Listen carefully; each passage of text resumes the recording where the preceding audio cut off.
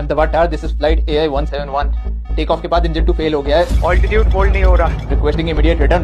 mayday AI-171 understood. आपको return का clearance मिल गया है। करंट ऑल्टीट्यूड और हेडिंग क्या है? बस 625 फीट पे है। कंट्रोल रिस्पांस बहुत स्लो है। हेडिंग 040 रखने की कोशिश कर रहा हूँ, शायद हम रनवे तक ना पहुंच पाए। Oh my God. Copy that AI-171, turn left 020। I repeat, turn left 020। अब सिर्फ 2 नॉटिकल माइल्स दूर है रनवे से। सारी इमरजेंसी टीम स्टैंड बाय पे है।